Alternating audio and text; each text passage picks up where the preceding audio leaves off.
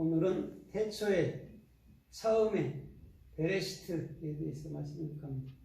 베레시트는 베이트, 레시, 알렙, 쉰, 요드, 타브거든요. 여기서 원어근은 로시예요. 로시, 머리예요. 그런데 그 앞에 맨 앞에 전치사를 베이트로 붙여놓고 이트라는 요드 타브를 맨 뒤로 붙여갖고 여성명사 아니면 집 이렇게 쉽게 말하면 그리스도를 모신 집 이렇게 문법으로 붙여놓은 거예요. 그러나 실상은 그냥 로시예요. 로시. 그러면 베이트라는 게 정확히 뭐라 했죠? 베이트라는 게 이 우주 보이는 모든 것을 베이트라 해요. 그것을 뭐라고 그러죠? 집. 그것을 더 나가서 뭐라고 그러죠? 마음 이렇게 얘기해 준단 말이에요. 그래서 5대양 6대주가 온 우주가 마음 안에도 있는 거예요. 그게 베이트예요. 그 다음에 레시라는 것은 모든 우주의 만물의 처음은 머리예요. 그죠? 머리인데 어떤 머리죠? 하나님의 영인 그리스도라는 머리라는 것이죠. 그 다음에 알렙이라는 처음에 하나님이 나타났을 때는 황소로 나타나죠. 그죠? 둑불로.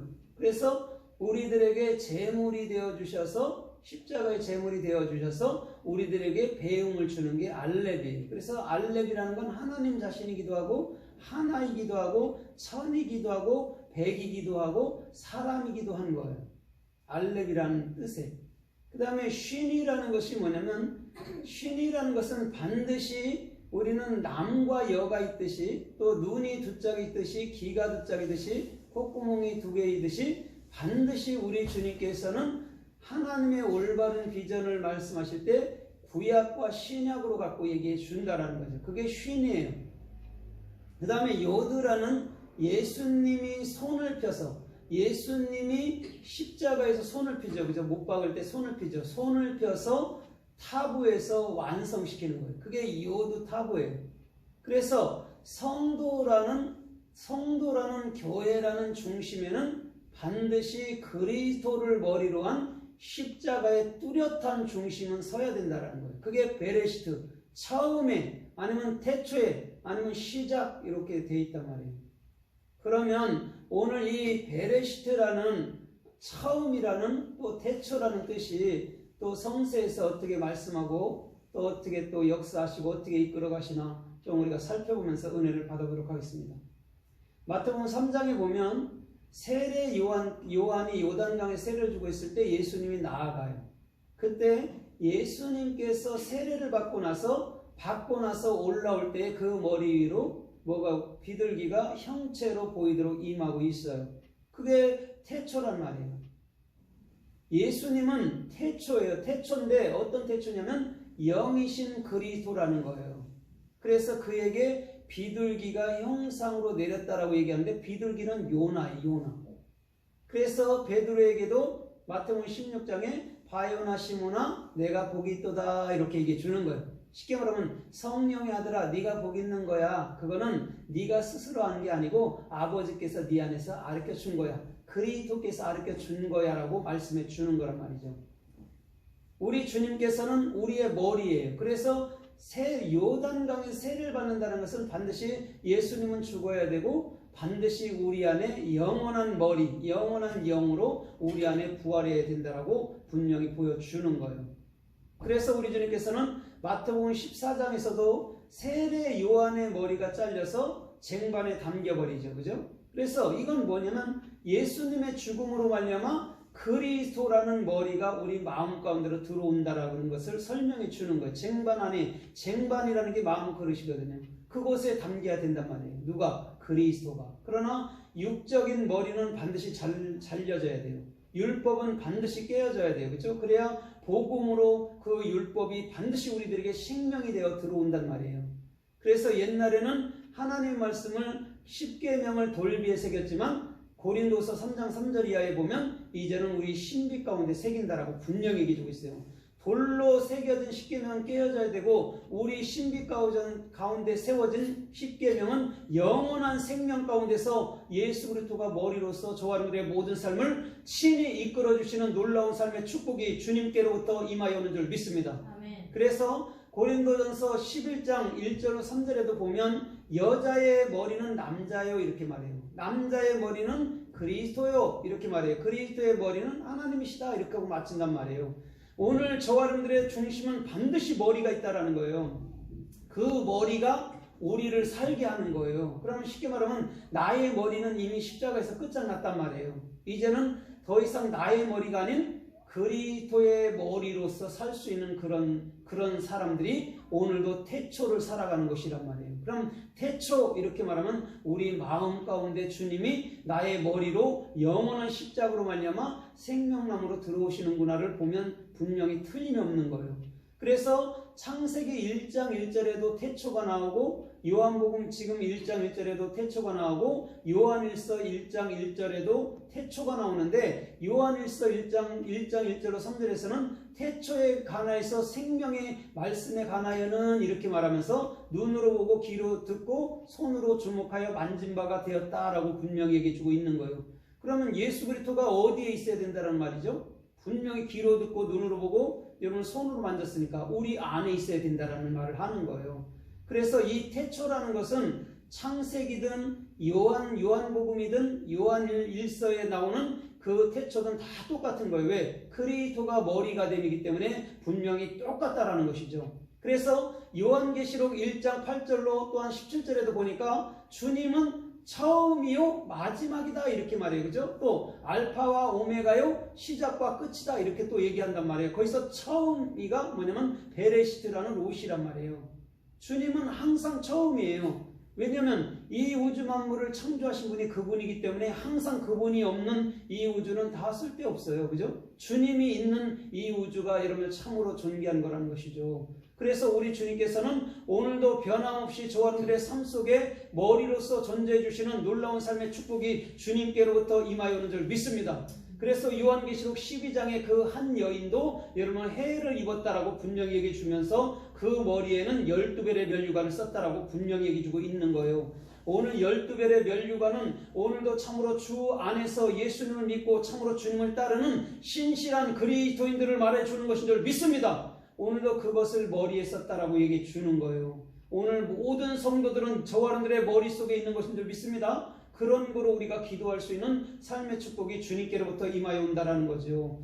그래서 베드로전서 2장 7절에도 보니까 우리 주님께서는 참으로 그 모퉁이의 머릿돌이 됐다고, 버린 돌이 건축자의 버린 돌이 모퉁이의 머릿돌이 되었다라고 분명히 얘기해주고 있어요.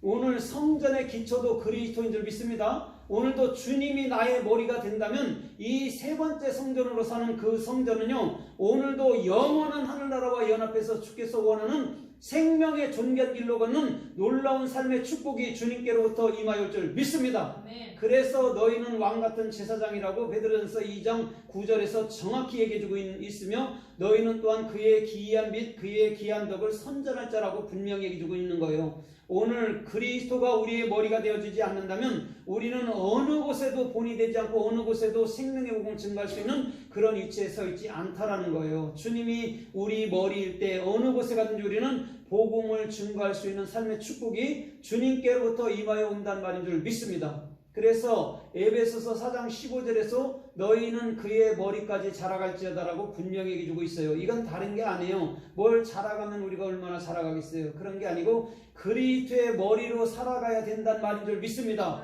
그리스도의 머리로 살아가는 자만이 이 세대에서 주님 보시기 합당하고 존귀한 그리스도인으로서 참으로 살 수 있다는 것을 에베소 4장에 말씀하고 있는 거예요. 그러나 에베소 1장에도 그리스도 안에서 모든 것을 예수 그리스도 안에서 만물을 통일시킨다고 분명히 얘기해 주는 줄 믿습니다. 그럼 우주 만물을 하나로 요약하면 예수 그리스도예요. 그 예수 그리스도는 저와 여러분들의 뭐죠? 저와 여러분들의 머리예요. 그래서 그 에베소서 5장 10절로 보면 이렇게 말해요. 그리스도는 교회의 머리다 이렇게 얘기해 주고 있어요. 그러면서 남녀를 설명하면서 내가 교회와 그리스도에 대해서 말씀한다 이렇게 말하면서 에베소서 5장 32절을 말하면서 끝이 난단 말이에요. 그러면서 에베소 6장에서 부모를 공경하라 이렇게 얘기해 주고 있어요. 오늘 그 부모는 육신적인 부모를 절대 얘기해 주는 게 아니에요. 그리스도를 말하는 거예요. 우리 그리스도를 공경한다라는 것은 우리의 생각을 내려놓으란 말인 줄 믿습니다. 아멘. 그럴 때 그리스도를 공경해서 주께서 주시는 그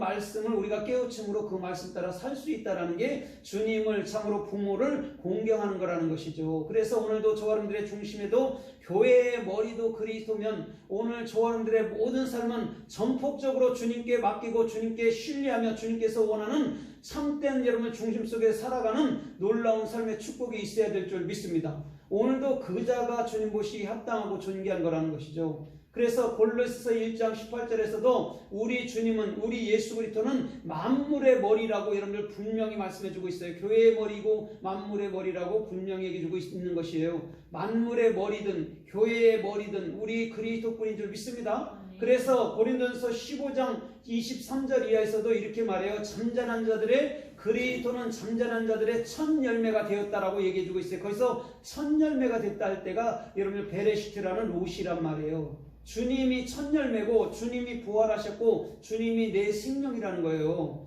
우리가 부활하는 게 아니고 주님이 부활한 거란 말이에요. 그러면 주님의 부활한 것을 마음으로 믿어지면 우리가 부활된 거란 말이에요. 그때 지금 마지막 날에 우리가 부활되는 게 아니고 주님을 믿으면 우리가 이미 십자가 안에서 부활된 거란 말이죠. 주님은 그것을 말씀하고 그것을 설명하고 그것을 지금 이끌어가고 계신다라는 것이죠. 그런데 그것을 알지 못하는 많은 사람들이 먼 미래에 어느 때 우리를 참으로 부활시킨다라고 이렇게 설명하는 거예요. 우리는 즉시 부활하는 것인 줄 믿습니다. 예수 그리스도를 믿음으로 즉시 부활하는 거예요. 2000년 전에 예수님이 부활했듯이 오늘 그 부활 안에 사는 자들이, 오늘도 그의 생명 안에 사는 자들이 존귀하고 복되고 존귀하고 축복된 그런 삶들이 될 수 있는 놀라운 삶의 축복이 주님께로부터 임하였을 줄 믿습니다. 아멘.